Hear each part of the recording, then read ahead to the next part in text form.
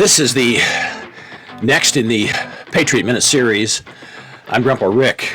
We're going to talk about John Glover, George Washington's miracle man who saved his army 3 times. This is an amazing story that has been essentially written out of our history books in many ways, and there was a reason for that. Not a good one. We'll talk a little bit about that. You can read more about this in the Family Freedom Manual series. John Glover, the son of a carpenter, was born November 5th, 1732, in Salem, Massachusetts. His father died when John was 4 years old. His mother then moved a short distance to the Atlantic coastal town of Marblehead, became famously known as Marblehead, the town of John Glover. Both mother and son, poor and struggling to get by, had no way of knowing the critical role that John would play in the coming American Revolution. Yet, due to what appears to have been a concerted conspiracy to remove his accomplishments from key history books by a handful of influential American historians and academics, he is arguably the least known, but probably one of the most important heroes of the American Revolution and the War for Independence. Though fatherless, John Glover soon demonstrated a can-do attitude, and he was unstoppable. Though some would say he was typically New England. He was prickly, he was plain-spoken, he had a manner about him that bothered people sometimes. It seemed that either people loved and respected the man or they hated him. Of course, we're looking at the backdrop of the American Revolution, and too often today in academia, and I've had it in my classes that I've been taught in universities where I was taught as a student, these academics are lying about the true causes of the revolution, placing the blame upon America and upon the founders and upon Americans themselves. In the universities, particularly in recent years, these professors write that King George III wasn't really a tyrant, that he was fair and reasonable and even kind of kind. The problem was, they say, with the rebellious Americans who wanted England to foot the bill for the protection of the colonies, but were unwilling to shoulder any of the costs themselves. The Americans wanted to exploit their American environment without restriction, oppress the indigenous populations of people here, and that our founders were out of control and they were vile capitalists, unwilling to share with their generous British fathers. Several recent books make the case that the colonists, particularly the founding fathers, were the true bad guys in this story. Academia, it seems, at least since the 1960s, has been bound and determined to paint America and its founders as evil. That message today is taught in many public schools and leading universities. The propaganda is winning, in fact. A recent poll showed that only 16% of Gen Z, which is 12 to 26-year-olds in America today, think that America is good. In a society rejecting patriotism, that void will always be replaced with something. And nearly always it will be hatred for America and for those who love this land. We're seeing that all around us today, driving a huge wedge between many Americans. Obviously, such is a deception, and it's deceptive in nature. It's built around leftist ideology that is sweeping our land by design, and for a sinister purpose. In truth, the American colonies, particularly in New England, as we will show, were being exploited by large British fishing conglomerates and shipping interests. Most were owned or tied to members of the British Parliament or nobility. These British elites, using their influence, passed laws and regulations in Parliament targeting American fishermen and shippers, which in the years leading up to the Revolutionary War put thousands of Americans out of work. And while King George could have sided with the colonists, instead he backed his commercial and political cronies, oppressing and alienating the Americans, particularly in New England, which is where the war began. Their actions were oppressive, even lethal to Americans. And I think we should remember what the Savior taught us. He said, "By their fruits ye shall know them." And we see those fruits, and they were very bad. In the years leading up to the American Revolution, more than 1/3 of America's New England income came from the cod fishing industry. Massachusetts fishermen from Marblehead and from Plymouth and Cape Cod ranged up and down the Atlantic coast, particularly on the outer banks of Newfoundland, harvesting cod and mackerel, then selling the dried and processed fish to markets in Spain, Portugal, and the Caribbean. The Americans, in fact, became highly skilled at their profession, making them powerful competitors to British fishing conglomerates.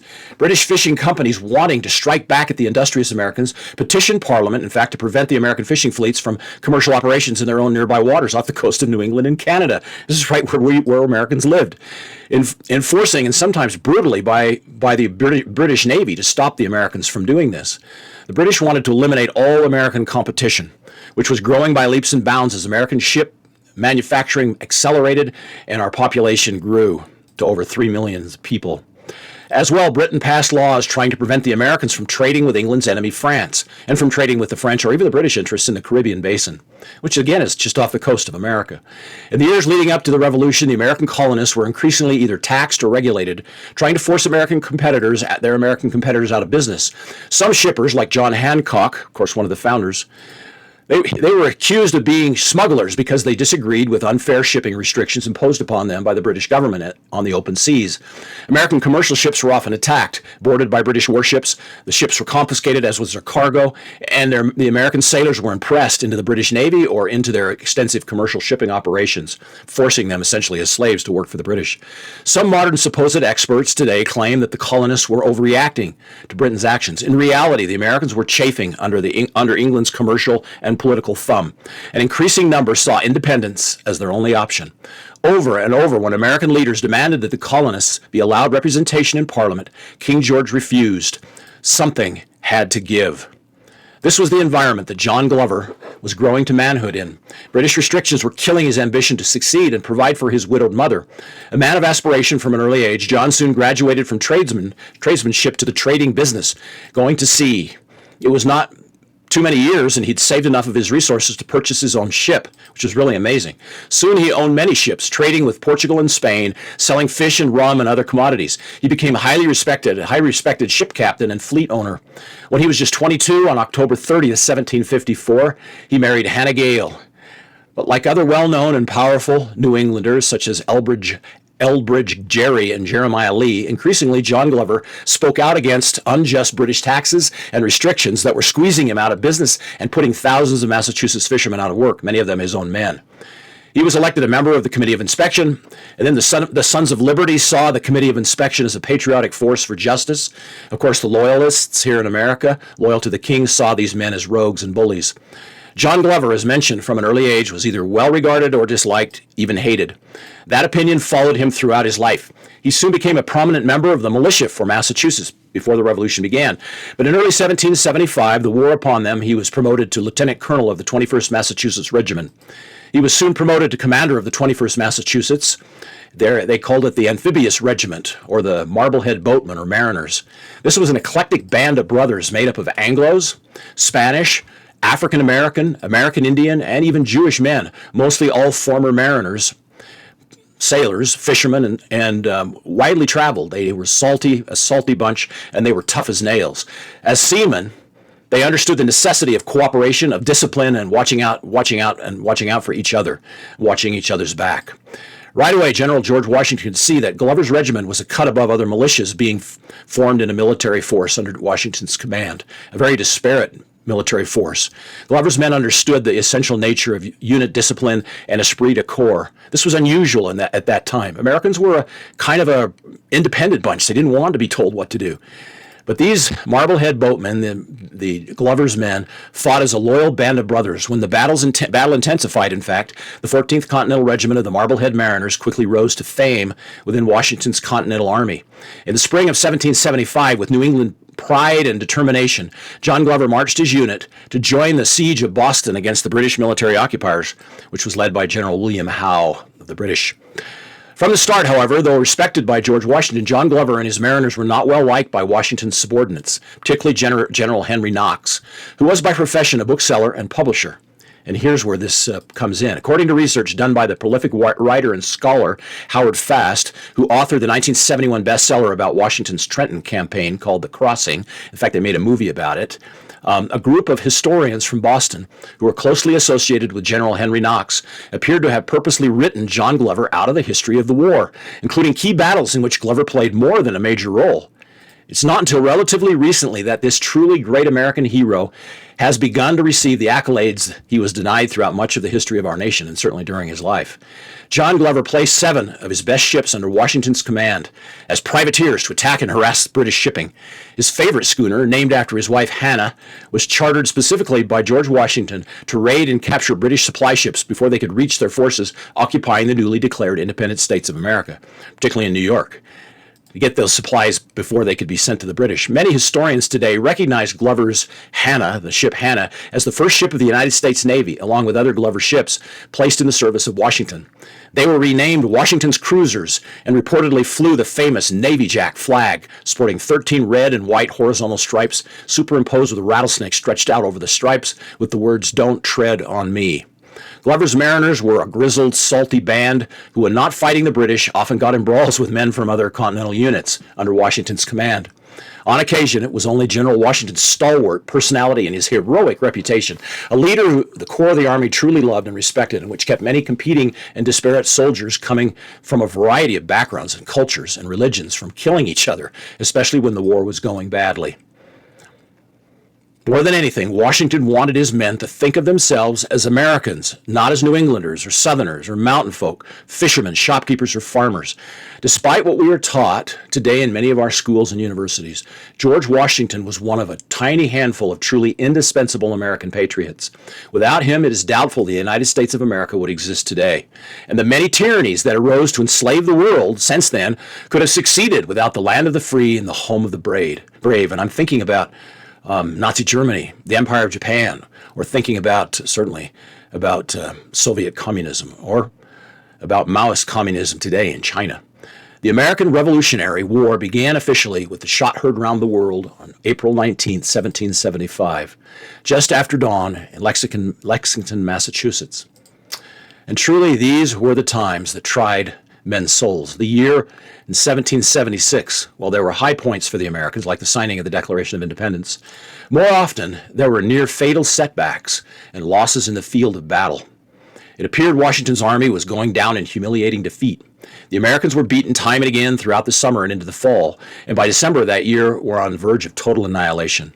Yet 3 times from August through December 1776, John Glover and his mariners rose to the occasion and saved Washington's army from destruction.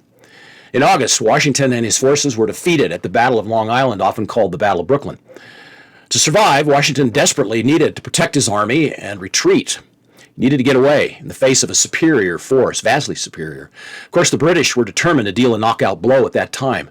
The Continental Army was surrounded. Their backs were against the East River in New York and about to be wiped out. So Washington turned to his friend and probably the best soldier he had, John Glover, and his Marblehead mariners.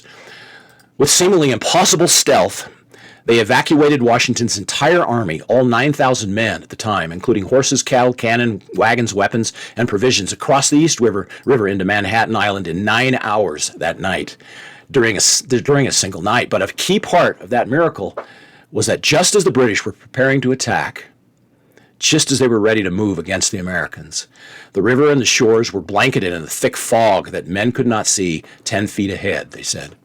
Glover and his mariners then took full advantage of the sudden cover, working like Trojans throughout the night, and by dawn and the rise of the fog bank, not an American remained in their previous positions that they'd occupied the evening before. They'd simply vanished, placing the East River between them and their enemy. The British commander, General Howe, was first disbelieving, and then he was distraught. How had Washington done that? How had he been able to get away?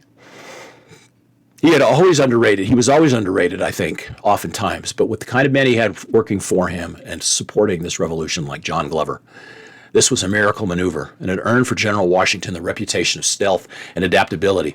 But to Washington, he knew who to thank, for God had given him the cover, and then all it took was the skill and tenacity of Colonel John Glover's Marblehead boatmen. That was miracle number 1. The cause had been given new life. Still, the New York campaign was anything but over. And the British, though frustrated to the core, determined to go on the attack again. Yet once more, in October 1776, Glover's regiment saved Washington's army. General Howe, the supreme British commander, advanced on Manhattan Island, where the increasingly outnumbered Continental Army had taken refuge now, after having escaped in the fog. And as the British rolled in to attack, again, a fog came up.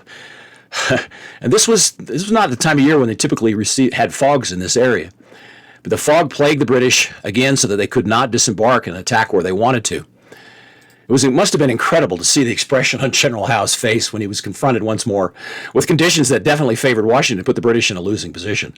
What was increasingly obvious to the Brits when the fog appeared so suddenly and unnaturally, as though perfectly placed by Providence. by God, that once more they would be denied victory, which they were. So instead, the British then regrouped and they landed their army at Kips Bay off the southeastern shores of the Bronx. The Brits, coming from Manhattan Island, were ferried across by the always superior British ships and barges. Immediately, Washington again knew that he was in danger and needed to withdraw his men once more and then regroup. So again, he called upon Colonel Glover and his Marbleheaders to slow down General Howe's advance. These were his best fighters. He knew that if anybody could do it, might have a chance. Commanding only 750 men, most of them his mariners, and facing a much superior force in the British regulars. There were 4,000 British regulars. But he was waiting for final orders to come from General Charles Lee.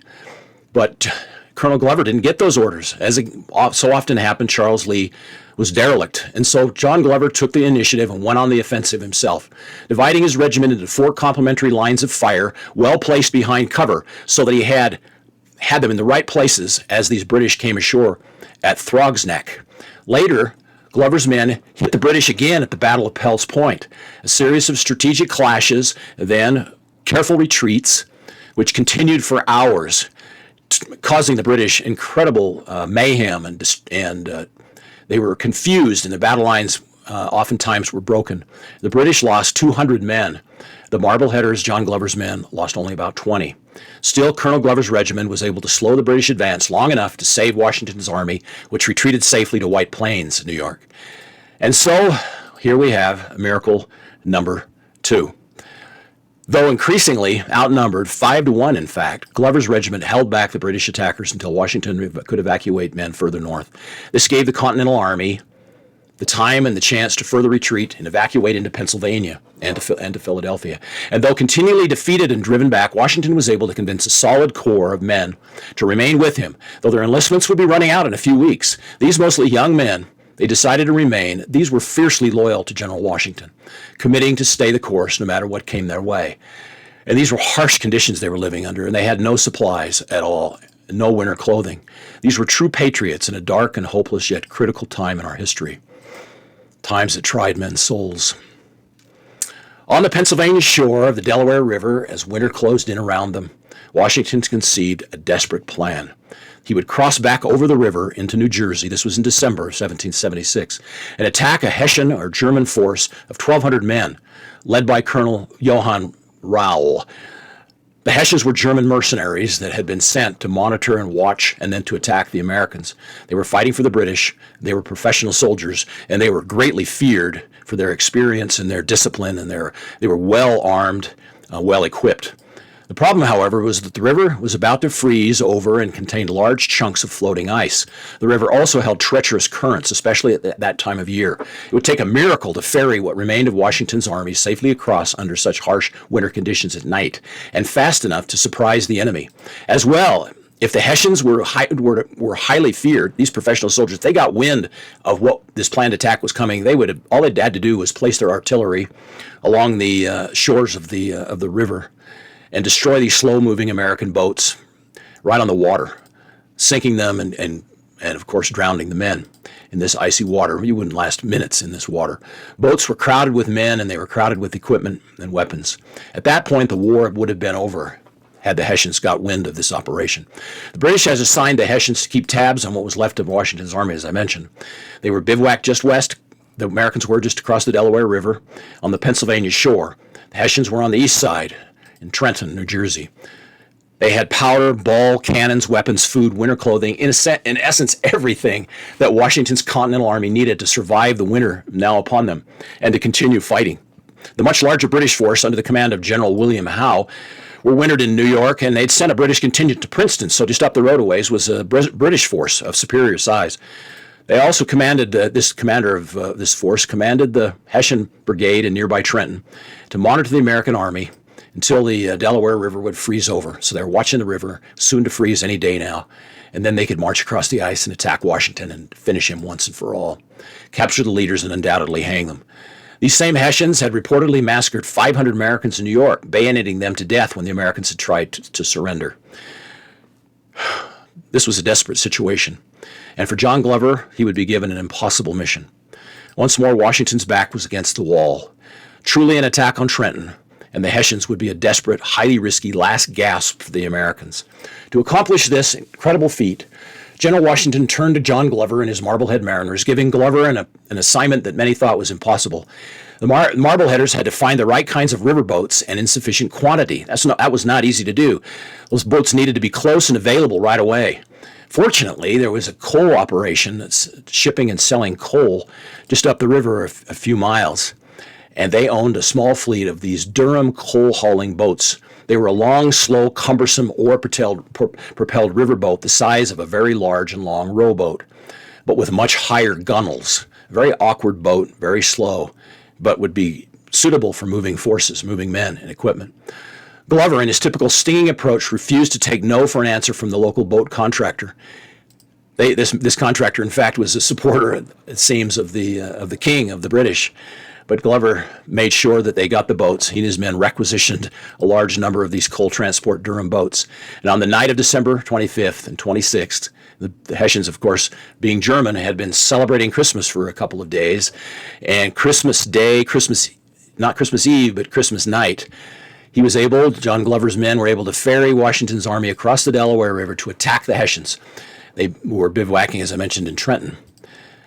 This was a very difficult time. The snows were flying. The river itself was full of ice. And the Hessians, unfortunately, though, for the Americans, had been partying and drinking for a couple of days.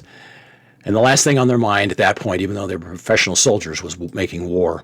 Amazingly, Colonel Rowell had received a warning note from one of his spies about the coming American attack. But he was so busy with the festivities, apparently, and didn't believe it, that anybody would move in such terrible weather, tucked the note in his coat and apparently forgot about it.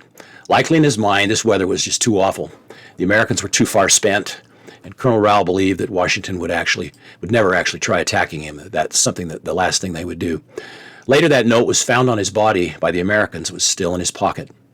Throughout that frigid night, Glover and his Marbleheaders rode and guided Washington's army, including cannon horses and 2,400 men total, from the Pennsylvania shore of the river to New Jersey. Then, after having rowed back and forth all night, these tough New England men, now on the New Jersey shore, marched with Washington's army 10 miles in a blizzard, and they were not carrying guns. The weather was so bad that they determined that carrying fishing spears, fishing hooks and spears would be more effective. These were like lances. They attacked the Hessian garrison, completely defeating Colonel Rowell's forces, capturing their badly needed military supplies, clothing, food, and they took 900 Hessian prisoners. These mercenaries took them as prisoners and ferried them back across to the Pennsylvania shore. Colonel Rowell was shot twice in the side during the battle and died shortly after. Today he is buried in Trenton's First Presbyterian Church's cemetery. The Hessian prisoners were boated back across the river by Glover. Later, in spite of past Hessian atrocities, General Washington defended these prisoners of war by writing a letter of recommendation in their behalf, stating that they were often forced into military service against their will and that they were not loyal to our British enemy and they should be treated with kindness here in America. In fact, many of these captured Hessians stayed in America after the war, and their descendants live among us today. The American victory at Trenton, while not particularly strategic, was crucial. It was absolutely crucial. When the battle was over, there was about 100 Hessians that had been killed, and as I mentioned, 900 taken prisoner. All the equipment was there that we needed to get us through, support the army through the winter. General Washington turned to his doctor, Hugh Mercer, who was the doctor for the troops, and Washington said to him, almost in a whisper, "Hugh, how many of my boys did I lose?" And General Mercer turned to General Washington, and he said, "Sir, you didn't lose one. You didn't lose one." Washington said, "Thank the Lord, another true miracle." This battle gave a new reputation for Washington of being able to operate successfully against the British and their allies under extreme conditions and to win in the field. This improving reputation helped convince the men with Washington to stay on even though their recruitment period was over. As well, many other Americans walked through the winter countryside to join up with these long-suffering heroic patriots. The cause was gifted new life, and these many regionally dissimilar, even diverse men were becoming one unified American military force, an army to be reckoned with. Perhaps more important, this was yet another event that further strengthened the growing view of many that God was with the Americans and their budding nation and their army. Further, miraculously, when the battle ended, Hessians had taken many casualties, But Washington knew that his boys were safe. This was a genuine Christmas miracle, one that had been mostly forgotten by American historians and academics today. And there we have it, miracle number 3. Following their victory at Trenton and a follow-on victory against British forces, as I mentioned, there was a larger force up the road at Princeton, John Glover went home to Marblehead to tend to his sick and dying wife, Hannah. However, he continued his sea operations against the British and later in 1777 accepted Washington's promotion to brigadier general. He didn't want to be promoted to a general. In fact, he felt like there were too many generals. He wanted to stay a colonel. But he accepted promotion and continued his fight along the Hudson River Valley during the Saratoga campaign and also the Battle of Rhode Island. John's wife Hannah died in 1778. His health began to fail, and he retired from the Army in 1782. He was able to return to his shipping business a little bit and also accepted election to the Massachusetts House of Representatives when he was feeling well. But that was not very often. He was on hand, though, to ratify the new U.S. Constitution in 1788. He died on January 30th, 1797, from hepatitis and is buried in the old Burial Hill Cemetery in Marblehead, Massachusetts. Tragically, John Glover, like other American heroes that most Americans know little about, fell subject to the political prejudice of the time because he was never politically correct. Nor was he willing to go along just to get along. He was an accomplished American patriot and individualist who gave everything he had for the cause. He was not interested in making friends if it meant compromising his high standards, but only in killing and defeating America's enemies. And he loved the freedom of his new country above all else. In truth, this is the purpose of the Family Freedom Manual series, to bring to light those great Americans who, because they do not fit the modern narrative, the ideology of the left, have been silenced and memory holed from the American experience. This is a tragedy. It's a modern tragedy today. Our children are being robbed of their heritage, one that we here at the Legacy Generation will not let stand. Thank you, General John Glover, for your sacrifice and willingness to never place personal success and gain ahead of the well-being of your fellow Americans and the creation and preservation of the most important republic in the history of the world. Your legacy will live as long as there are voices free to proclaim your heroic deeds and divinely guided sacrifices. I appreciate your time. I'm Grandpa Rick.